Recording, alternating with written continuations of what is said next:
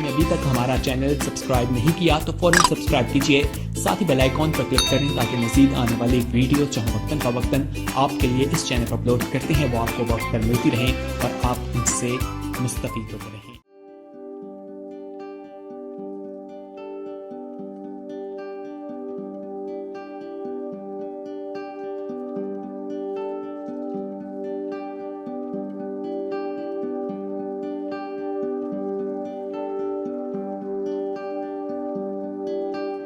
मेरे साथ निकालें मुकद्दस लूका की मार्फा लिखी गई अंजील पाक उसका 23वां बाब और उसकी 34वीं आयत में हम पढ़ेंगे। 34वीं आयत, सिर्फ एक ही आयत हम पढ़ेंगे। खुदा के पाक कलाम में इस तरह मरकूम है, जिनके पास बाइबल मुकद्दस है वो खोलें, तो जिनके पास बाइबल मुकद्दस नहीं अपने कानों को खोलें और ज़रूर सुनें। यीशु ने कहा, ऐ बाप इनको मुआफ़ कर, क्योंकि ये जानते नहीं कि क्या करते हैं।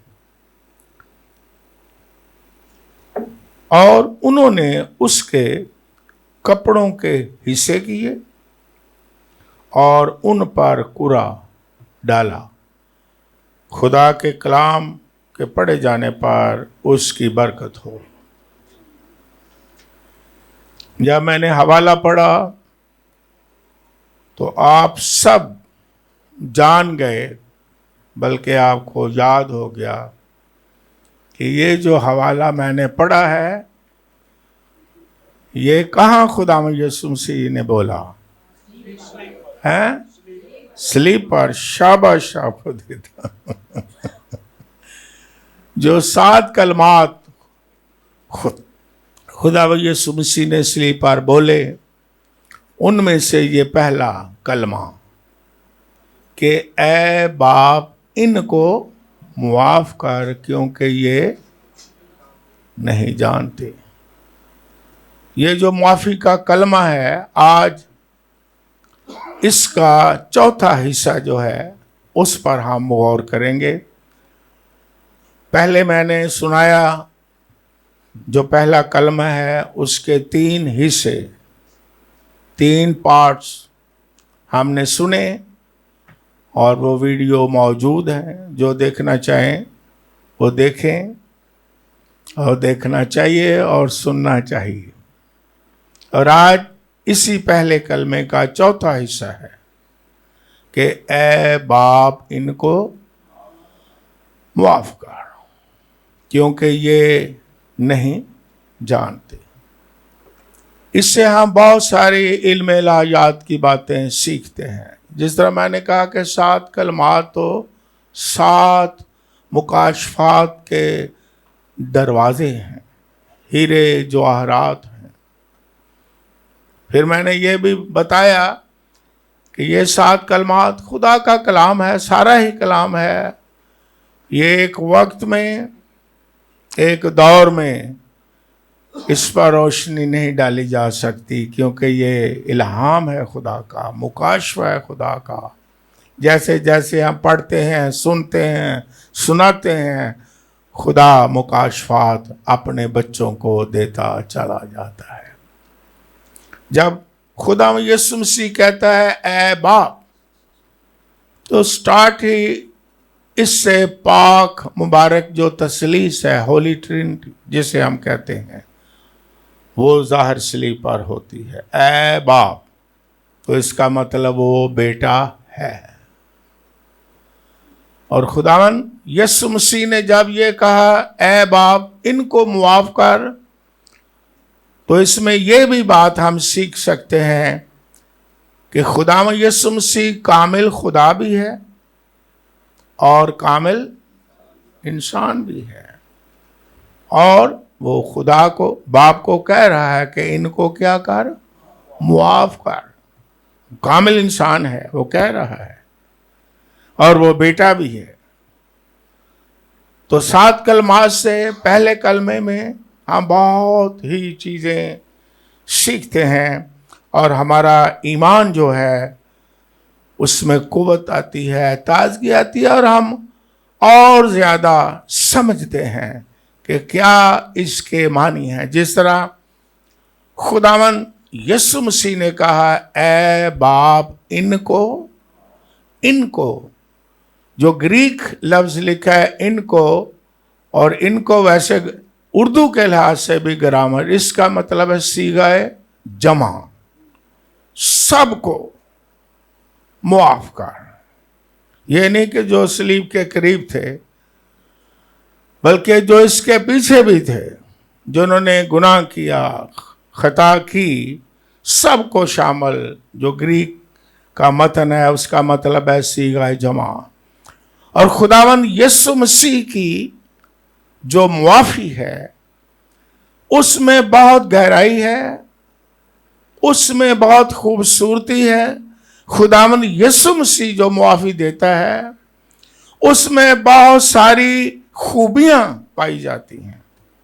पहली बात यही कि खुदावन यीशु मसीह की मुआफी महदूद नहीं है, बल्कि सारी कौमों और सारे कबीलों, बल्कि सारी दुनिया को वो मुआफ करने के लिए इस जमीन पर आया है। इसलिए सीगाए जमा इस्तेमाल होता है।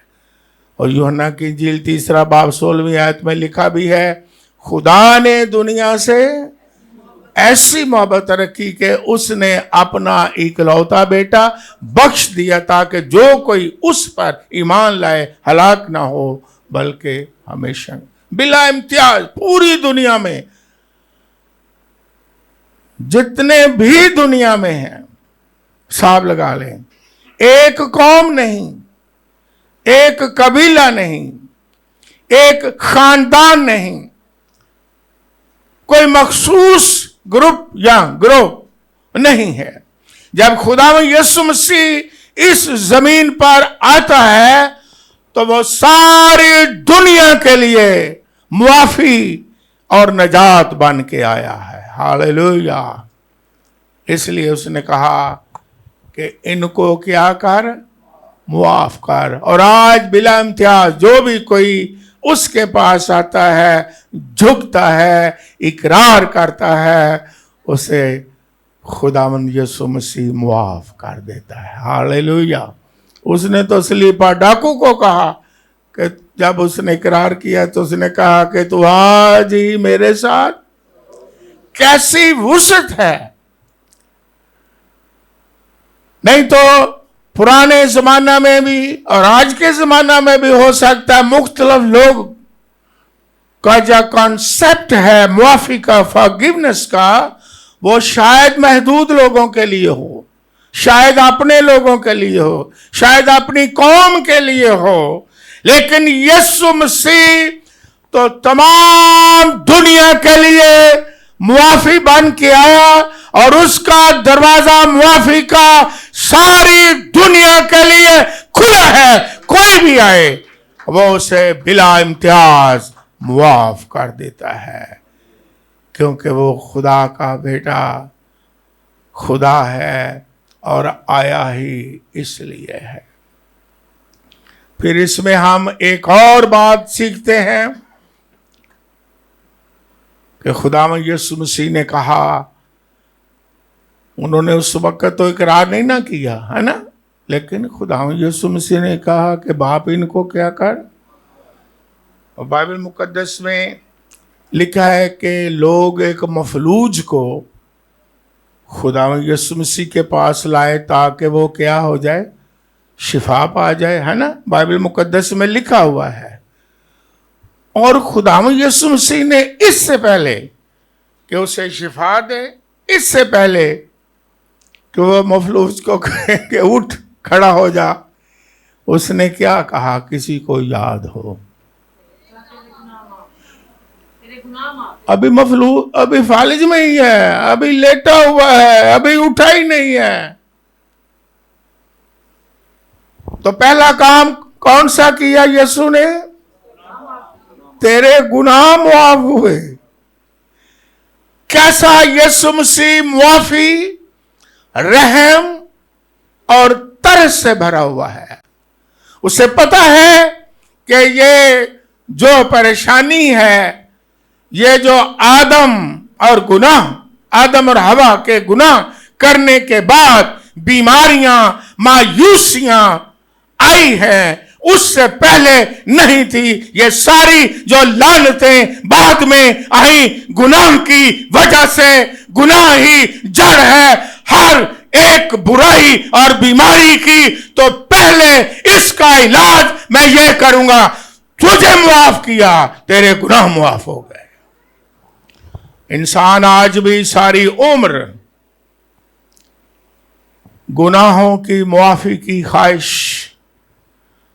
नहीं रखता, बल्कि बदनी शिफा की ख्वाहिश तो रखता है कि मुझे आज भी ये नहीं कि यीशु शिफा नहीं देता, वो भी उसका रहम है, वो भी उसका तरस है, बाइबल में लिखा है, वो भी उसका फजल है कि वो बीमार नहीं हमको देखना चाहता, क्योंकि वो हमारा बाप है। जिस तरह आप अपने बच्चों को बीमार नहीं देखना चाहते, वो भी हमें बीमार देखना नहीं चाहता। लेकिन पहला काम क्या है? मुआफी। मुआफ करता है, आजाद करता है।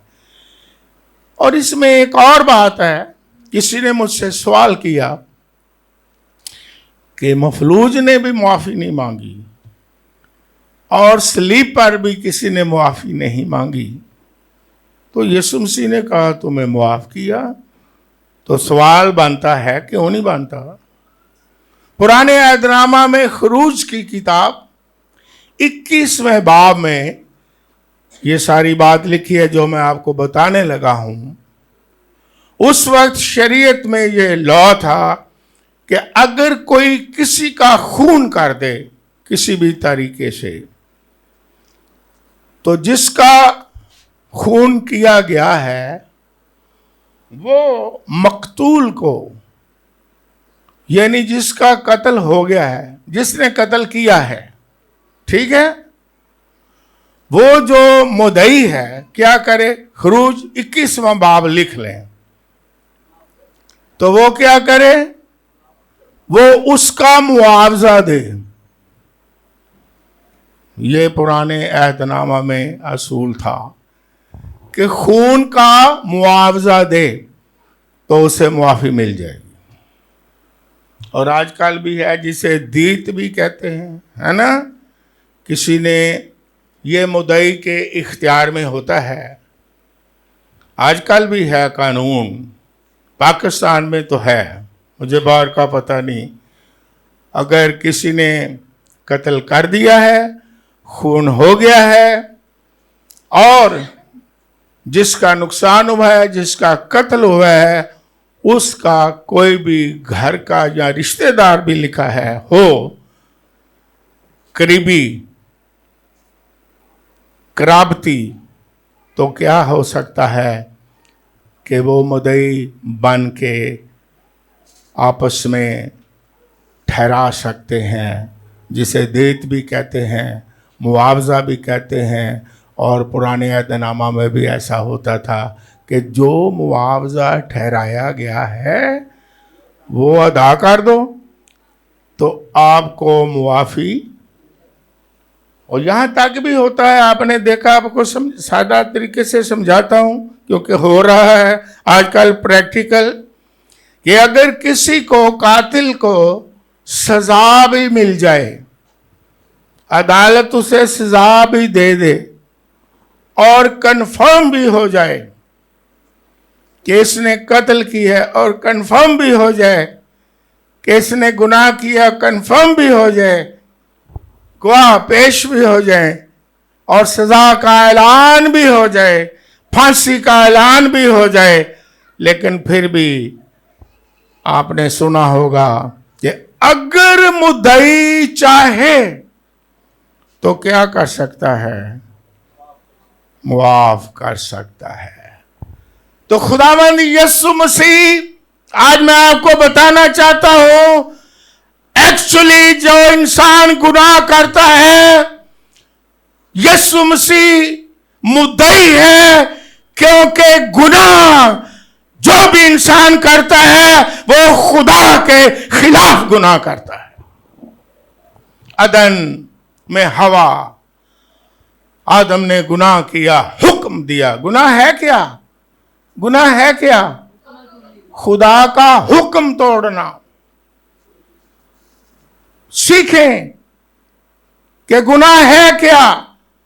जो भी उसने, खुदा ने कहा था आदम में कि ये फल तुमने नहीं खाना, वहां कोई और किस्म का कोई गुनाह था? है ना? No no no no no. हुक्म तोड़ना ही गुनाह है, पहले ये भी सीखें। और जो खुदा ने अब भी अहकाम दिए हैं, हुक्म दिए हैं, छोटी छोटी बातें भी सिखाता हूं। मेरी इबादत करना ये भी उसका हुक्म है, मेरी शुक्रगुजारी करना ये भी उसका हुक्म है। ढूंढे क्या क्या हुक्म उसने दिया है। खुदा का हुक्म तोड़ना ही। कभी कभी लोग कहते हैं हम तो गुनाहगार नहीं, हम कौन सा कत्ल करते हैं, हम कौन सा नशा करते हैं, हम कौन सा ये काम करते हैं, हम कौन सा वो काम करते हैं। लेकिन गुनाह है क्या? फिर जवाब दें, गुनाह क्या है? खुदा का हुक्म। और अब आप ढूंढें, तलाश करें दिल में कि खुदा ने हमें क्या क्या हुक्म दिए हैं। अगर वो हुक्म तोड़ेंगे तो वो गुनाह में शामिल होगा कि नहीं? कि नहीं होगा? होगा। हुक्म तोड़ना ही क्या है? गुनाह है। और बाइबल मुकद्दस में खुदा ही मुद्दई है। जब कोई हुक्म तोड़ता है वो खुदा का है। खुदा ने कहा है कत्ल ना करो, खुदा ने कहा है बदी न करो, खुदा ने कहा है नशा न करो, खुदा ने कहा है इबादत करो, खुदा ने कहा है सबत को पाक मानो, खुदा ने कहा है मेरी शुक्रगुजारी करो। तो अगर कोई हुक्म अदूली करता है तो उसका मुद्दई कौन है? इंसान नहीं। बाइबल मुकद्दस में मैं आपको हवाला जहाज से सिखाता हूं। बाइबल मुकद्दस में 2 शमूएल 12वां बाब 13वीं आयत में जब नातन नबी ने दाऊद पर गुनाह जाहिर किया तो दाऊद क्या कहता है? मैंने खुदावंद का गुनाह किया, मैंने खुदावंद का गुनाह किया। वो कहता है मैंने खुदावंद का गुनाह किया है। और जब मुसरफ बेटा, जिसकी हम अक्सर मिसाल देते हैं कि ये मुसरफ है, जब मुसरफ घर आ जाए तो खुदा माफ करता है क्योंकि रहम दिल है, वो बाप है। लेकिन हवाला नोट कर लें, लूका 15वां बाब उसकी 21वीं आयत में लिखा है, जब अपने घर वापस आता है कहता है ए बाप, मैं आसमान का और तेरी नजर में गुनाहगार हूं। मुशर्रफ क्या करता है? अपने बाप से भी मांगता है और क्या लफ्ज इस्तेमाल करता है? मैं आसमान का। आसमान से मुराद क्या है? कि मैं खुदा का भी गुनाहगार हूं। पहले नंबर पर खुदा ने हुक्म दिया है ना, जो हमारे रिश्ते हैं, अखलाकियात हैं, है ना? हुक्म किसने दिया है? मिसाल है माँ बाप की इज्जत का हुक्म किसने दिया? मिसाल है खुदा ने हुक्म दिया है कि अपनी जो बीवी है उसकी परवरिश कर, उसे नाजुक ज़र्फ जान। किसने हुक्म दिया है? खुदा ने कहा है ओके बीवी को कहा कि इज्जत कर अपने खावंद की, उसे खुदा मान। हुक्म किसने दिया है? वालिदैन को कहा है अपने बच्चों से प्यार करो, ठीक है, किसने हुक्म दिया है? तो जो कोई हुक्म तोड़ता है किसका गुनहगार है? पहले नंबर पर किसका है? तो मुद्दई कौन हुआ? पहला। इसलिए मैंने जवाब दिया कि मुद्दई खुदा है, यीशु मसीह है, और यीशु मसीह मुद्दई होते हुए इख्तियार रखता है कि इंसान को वो मुआफ कर दे, उसका खून मुआफ कर दे और उसका गुनाह मुआफ कर दे।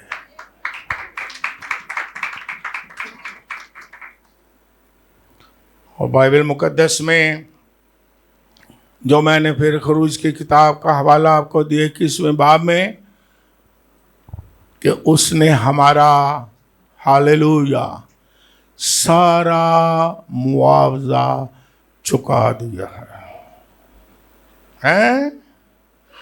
क्योंकि बाइबल में लिखा है कि बगैर खून बहाए मुआफी नहीं। और पतरस के खत में क्या लिखा है? हमें खुश होना चाहिए। पतरस के खत में पहला बाब जब हम पढ़ते हैं तो क्या लिखा हुआ है पहले बाब में?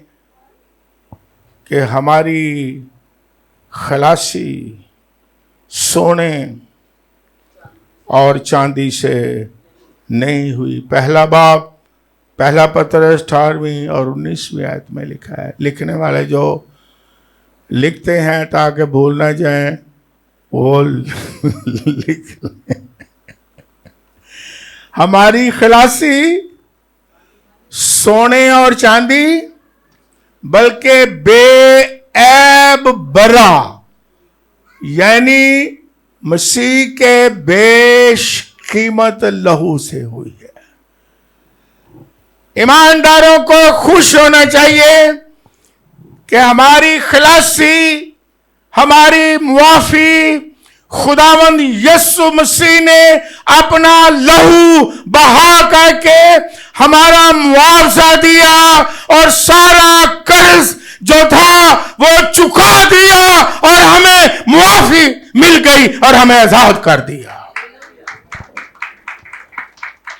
इसलिए सलीब पर उसने कहा तमाम हुआ, सारा मुआवजा मैंने आपका अदा कर दिया है, सारी कीमत जो आप पर सजा थी चुका दी है और आपको मैंने आजाद कर दिया है, आपको मैंने मुआफ कर दिया। हालेलुया। और फिर यह भी कानून था पुराने अहदनामा में कि वो मुद्दई बन सकता है, वो मुआवजा दे सकता है जो कत्ल हो गया है, जिसका कोई कराबती हो, रिश्तेदार हो, नातेदार हो, दूसरा नहीं। तो आप बताएं, जिसके आप पैरोकार हो वो आपका रिश्तेदार है? जी, रिश्तेदार है। ये भी कानून था पुराने अहदनामा में। इसलिए बाइबल मुकद्दस में लिखा है कि खुदावंद यीशु मसीह हमें भाई कहने से नहीं शर्माता, वो हमारा रिश्तेदार है। उसने कहा कौन है? मेरी मां, बहनें, भाई, मेरे बहन भाई तो ये हैं जो मेरा कलाम सुनते, मेरे बाप की मर्जी पर चलते, हुक्मों को मानते हैं। वो हमारा रिश्तेदार है कि नहीं? भाई कहने से शर्माता है? अंदर नहीं, मैं नहीं शर्माता, मैं इनका भाई हूं। क्यों? अगर वो हमारे रिश्तेदार ना होता तो वो मुआवजा नहीं दे सकता था। इसलिए यीशु मसीह हमारा रिश्तेदार, हमारा भाई है। उसके वसीले ही से क्या लिखा है कि वो अपनों के घर आया, आपनों ने उसे, और फिर क्या लिखा है? जितनों ने उसे कबूल किया उसने उन्हें खुदा के फर्जंद, इसलिए वह पलौठा है। इकलौता भी है, याद रखें, और पलौठा भी। पलौठा, यह भी सवाल उठता है, अगर पलौठा है तो बाकी बच्चे का वो हमारा खुदा व यीशु मसीह इकलौता भी है उस हसीयत में कि वो इलाही जात है। हालेलुया। एक ही बेटा है, बाप, बेटा और रूहुल कुद्स। लेकिन जब हम यीशु मसीह ही के वसीले से उसे कबूल करते हैं तो फिर हम खुदा के फर्जंद बनते हैं और हम भी कहते हैं, ऐ हमारे बाप, तू जो आसमान पर है, तेरा नाम पाक माना जाए। तो फिर पलौठा कौन बन गया? हर बात में पलौठा है। हालेलुया। इसलिए उसने हमारा सारा कर्जा चुका दिया, सारा मुआवजा उसने दे दिया। बल्कि एक और बात कि वो हमारा इवजी बन गया। इवजाना देने वाला क्या है? इवजी, यानी हमारी जगह वो खुद आ गया। हमारी सजाओं को उसने अपने ऊपर ले लिया, हमारी लानतों को उसने खुद उठा लिया। और बाइबल मुकद्दस में लिखा है कि वो तो बेगुनाह था लेकिन हमारे लिए गुनाह ठहराया गया। वो गुनहगार नहीं, वो गुनाह नहीं। कुछ लोग इसको समझते नहीं है, थियोलॉजी को। जो तनकीद हैं करने वाले, नकाद हैं, वो कहते हैं ये इसमें गुनाह बन गया। गुनाह नहीं बना, ठहराया गया। लफ्ज लिखा है ठहराया गया है, हमारी जगह आ गया है और हमारे गुनाह उस पर रखे गए हैं। इसलिए जब कफारा का खास वक्त होता है तो यीशु मसीह चिल्ला उठता है और ऐलान भी कर देता है, ऐ बाप तूने मुझे, ऐ खुदा तूने मुझे क्यों छोड़ दिया है? क्योंकि एक खास मखसूस वक्त था कि जब उसने सारे गुनाह हमारे अपने ऊपर उठाए और उसने कफारा देना था।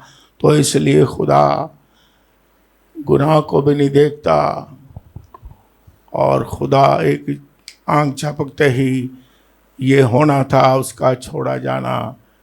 क्योंकि दो बकरे भी, एक की शौकनी कुर्बानी होती थी, एक को ज़बह किया जाता था और एक को पुराने अहदनामा में उसका छोड़ा जाना भी। ये दोनों बकरे खुदा में यीशु मसीह की तस्वीर है।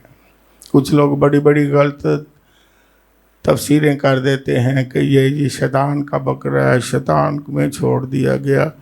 उस पर तो काइन हाथ, दोनों पर हाथ रखता था, दोनों पर गुनाह रखते थे, है ना। तो शैतान पर तो हमारे नहीं ना गुनाह रखेंगे। लोग बड़ी बड़ी गलत तफसीरें करते हैं, पता नहीं कहाँ से पुराने दौर के जो मज़ाहिब उनमें से लेके बिदतें तो शामिल कर देते हैं, लोगों को गुमराह करते हैं। यीशु मसीह हमारे लिए छोड़ा गया ताकि उसके छोड़े जाने से हमारा बाप के साथ क्या हो जाए, वो हमारा इब्जी बना।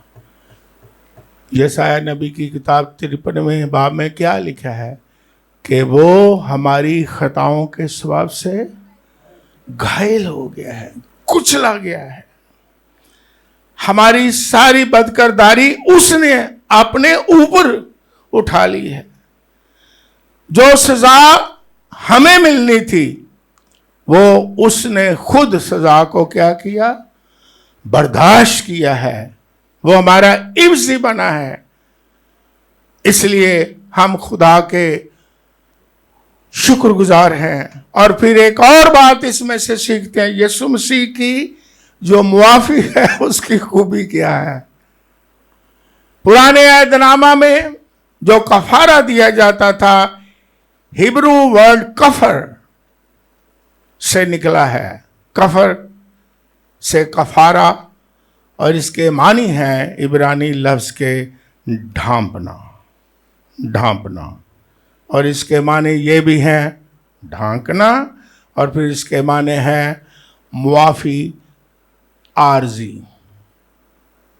और वो आर्जी किस तरह थी कि हर साल क्या करते थे, वो बकरे मेंढे बैल देते थे हर साल तक मुआफ़ी, फिर अगले साल फिर मुआफ़ी, फिर अगले साल फिर मुआफ़ी, फिर आर्जी मुआफ़ी। लेकिन हमारे खुदावंद यीशु मसीह ने जो हमें मुआफ किया है, हालेलुया, उसने हमें अबदी मुआफ़ी दी है और कामिल मुआफ़ी दी है, और हमारे सारे गुनाहों को मिटा डाला है और हमें अबदी और कामिल मुआफ़ी बख्श दी है।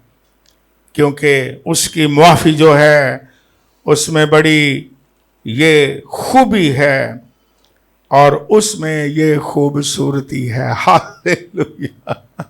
खुदा वक्ती तौर पर मुआफ़ नहीं करता, इंसान वक्ती तौर पर क्या करता है, कह देने ना कह दी सुलह करो, माफ़ करो, कह देने चलो जी है गल की करो, मिट्टी पाओ, की कहते ने मिट्टी पाओ। मैं मिट्टी पाने का मतलब है जो मर्जी उतों कर लो, चलो जी मिट्टी पाओ, मिट्टी पाओ, मिट्टी पाओ, तो जो जरूरत होगी मिट्टी इधर करो तो फिर पोट लो। लेकिन खुदा यीशु मसीह ने हमें ऐसा मुआफ किया, हालेलुया, कि हमारे गुनाहों को मिटा ही दिया है। ना मिट्टी में ढूंढ सकते हैं, ना समुंदर में ढूंढ सकते हैं, हालेलुया। खुदा ने हमें अबदी मुआफ़ी दी है, हालेलुया। यीशु मसीह ने हमें कामिल मुआफ़ी दी है, कामिल निजात दी है। लिखा है बाइबल मुकद्दस में, जो उसके पास आते हैं वो उन्हें पूरी पूरी निजात, पूरी पूरी मुआफ़ी, बल्कि उसमें एक और खूबसूरती, ईमानदारों के दिल खुशी से, ईमान से और यकीन से भर जाते हैं कि उसने हमें हर एक गुनाह से मुआफ़ी दी है।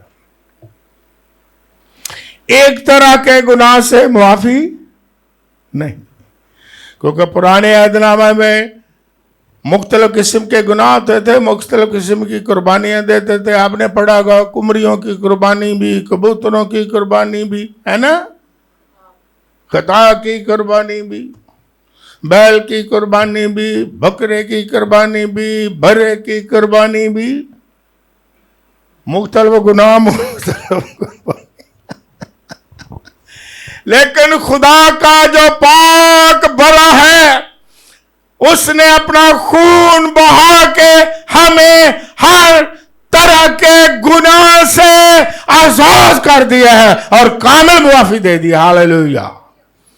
वो गुनाह मारूसी हो, खुदा ने मुआफ कर दिया है। वो गुनाह कौलन हो, खुदा मुआफ करता है। वो गुनाह अमलन हो, खुदा मुआफ करता है। जो भी कोई उसके पास आता है वो टोटली पूरी पूरी 100% मुआफ़ी अता फरमाता है, हालेलुया। और जब ऐसी मुआफ़ी मिल जाए तो फिर जो जिसे मुआफ़ी मिलती है उसका रवैया क्या होना चाहिए, हैं? क्या होना चाहिए रवैया? अगर किसी को मुआफ़ी मिल जाए, एक मिसाल देता हूं, एक घर में खुदा यीशु मसीह थे, वहां एक औरत आई जो बुरी औरत थी, बाइबल में लिखा है, बदकार औरत थी, बाइबल में लिखा है। यीशु मसीह के पास आई और कदमों में गिर गई और उसने रोना शुरू किया। और यीशु मसीह के जो पाँव हैं वो अपने आंसुओं से क्या किया, भगो दिए, धो दिए।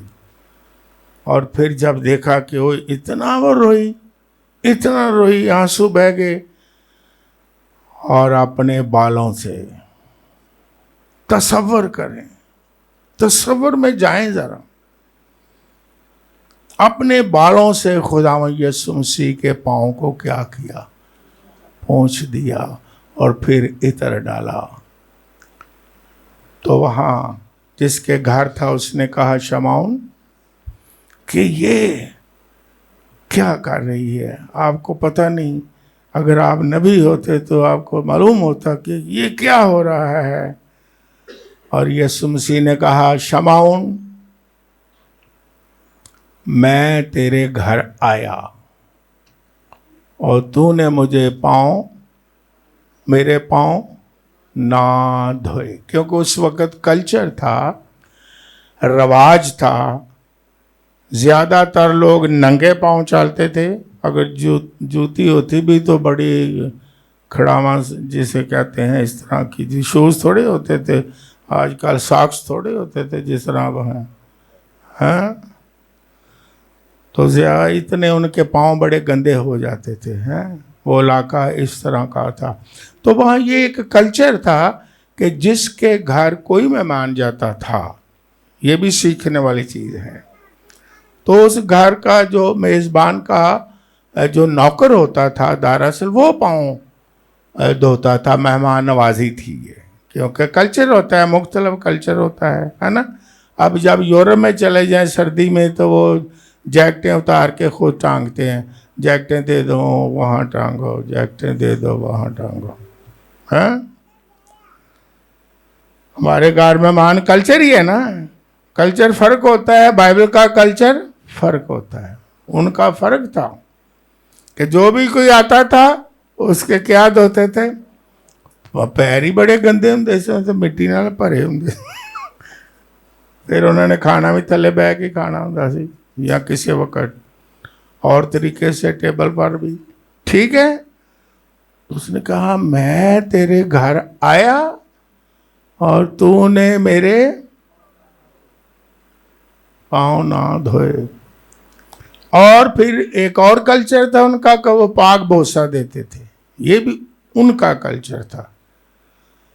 और बाइबल में लिखा हुआ है, पढ़ लें, लिखा है मैं आया और तूने मुझे बोसा, ना मेरे पाँव धोए, ना मुझे बोसा दिया, ना मुझे चूमा। लेकिन इस औरत ने क्या किया, मेरे पाँव को आंसू के साथ धो दिया है और बालों के साथ साफ कर दिया है और मेरे पाँव को चूम लिया है, मेरे पाँव को चूमा है। तुमने ऐसा नहीं किया तो अब ये कितनी खुश होगी। कहा बेटी जा, तेरे गुनाह माफ हो गए। हालेलुया।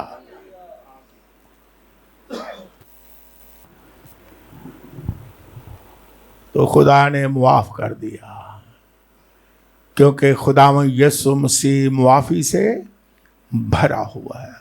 तो आप ज़रा ये बताएं, जिसको मुआफ़ी मिल जाए उसका क्या होता है रवैया? हैं, जिसका कर्ज हो उसे को कह दे आपको कर्ज भी मुआफ हो गया है, सादा तरीके से बताता हूँ, तो क्या करेगा वो शख्स जिसका कर्ज मुआफ हो गया? हैं,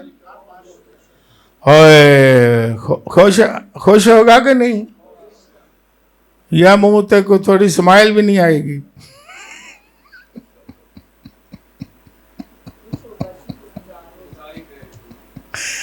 और फिर क्या होगा? शुक्रगुजारी करेगा कि नहीं? कहेगा यार तेरा शुक्रिया, यार तेरा शुक्रिया, तूने मुझे क्या कर दिया, मेरे कर्ज को मुआफ कर दिया है।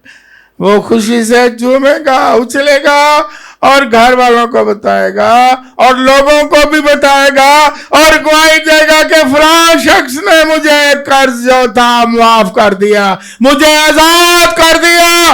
अगर कोई आजाद हो गया है तो वो खुशी का इजहार करेगा, यीशु की गवाही देगा और उसे जलाल देगा और उसकी शुक्रगुजारी करेगा, यूं नहीं करेगा। कहते थानू माफी मिल गई है जी, पता नहीं। तुसी खुश हो? बस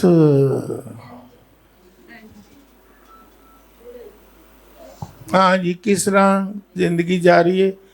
बस जिंदगी दे दिन गुजार रहे हैं, आवी दिन गिनने पे। नवा साल आंदा है ना, असी कहने शुक्र एक और जाए, एक और जाए, कर दे, दिन पूरे करो, दिन पूरे करो, दिन पूरे करो। ये मसीहों की, मुआफी शुदा लोगों की लाइफ नहीं है।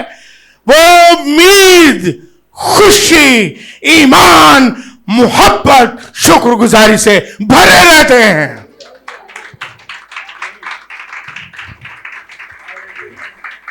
मुंह लटका के नहीं चलते, ना बात करते ना फिरते,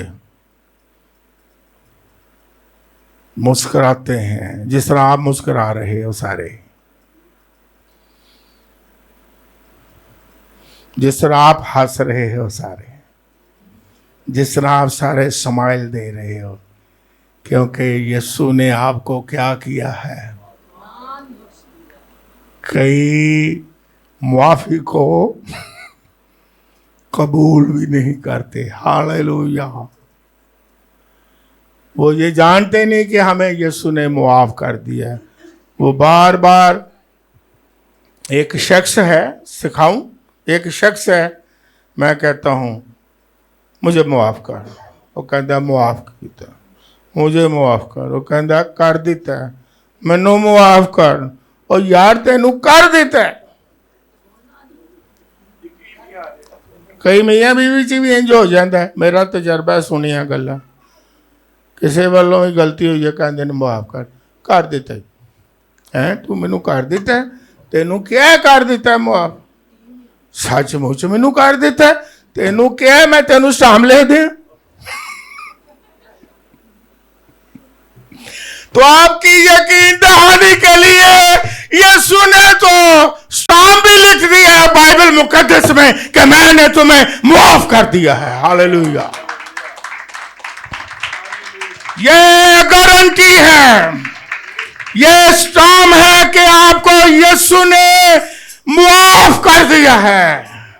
आप खुश हो, शुक्रगुजारी से भरे हो, उम्मीद से भरे हो, उसकी गवाही से भरे हो, उसकी तारीफ से भरे हो, उसकी हम्दो सना से भरे हो, खुशी से भरे हो। उसका इजहार होना चाहिए, उसका इकरार होना चाहिए कि यीशु मसीह ने हमें क्या किया है, मुआफ कर दिया। हालेलुया। कितने लोगों को यकीन है, आपको यकीन है, लेकिन चलो मैं वीडियो में बता रहा हूं, कितने लोगों को यकीन है कि आपको माफी मिल गई है? खुदा ने आपको माफ कर दिया सारे गुनाहों से। अब्दी मुआफी, कामल मुआफी, यीशु मसीह ने सारा मुआवजा चुका दिया है, सारी कीमत अदा कर दी है। अब कोई बाकी चीज रह गई है कि असी भी सलीब ते चढ़ जाइए? यीशु जी ये मुआवजा रहते जड़ा असी देना है। मैंने देखा कि चाहे सारे नहीं, कुछ लोग ये जो ईद उल क़यामत हमने सेलिब्रेट किया, कुछ लोग सलीब ते अजय भी चढ़े, और मैं क्या खाली ना चढ़ो, किल भी लो आओ। रस्म पूरी करनी है ना, तो किल भी तो लवाओ ना, किल लवाते नहीं तो सूली तो चढ़ गए। किसी ने मुझे कहा कि पाँव धोने चाहिए, मैं पाँव भी धो, तो यीशु मसीह ने खाना भी तकसीम किया है, वो भी तकसीम करो खादमों। उदों तो कहते फटाफट असी पादरी हाँ, सानू इधर करके पब्लिक तो पहले ही खाना दिओ, तो सानू सब तो पहले बल्कि दिओ। तो लोग भी पहले कट के दे देंगे। पादरी साहब जी दुआ करो तो नाले इनू खा लो, उधर हो जाओ। तो मैं पैर भी धोंदे हो तो नाल मेज़बानी भी तो करो ना, लोगों ने उठो ना, खाना दियो। वो कल्चर की कुछ बातें होती हैं। कुछ समझाने की बातें होती हैं। तो आज भी लोग आधा काम करते हैं, स्लीपर चढ़ गए हैं। मैं क्या कंडिया का ताज भी पाओ, बाला भी खाओ, मर जाओ, पता लगे भी तुसी वाकई यीशु। मैं आपको सिखाता हूँ, कभी मैं आइंदा मौका बताऊंगा। कुछ काम हमने करने हैं, कुछ काम यीशु ने करने हैं। जो यीशु ने कर दी है वो हमने नहीं करने, जो उसने हमें कहा है करने के लिए वो हमने करने हैं। हम वो करते नहीं है जो हमें उसने कहा है, हम वो करते हैं जो वो कर गया और उसने कहा तमाम हुआ।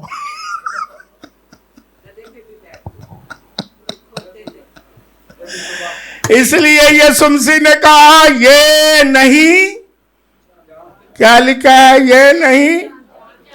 जो ग्रीक मतन है ये नहीं जानते, उसके मानी ये हैं कि ये नहीं समझते, ये नहीं देखते, ये नहीं जानते। ये ग्रीक मतन है। और बाइबल में चूंकि लिखा हुआ है कि वो देखते हुए, लिखा है ना, देखते हुए भी ना और सुनते हुए भी ना।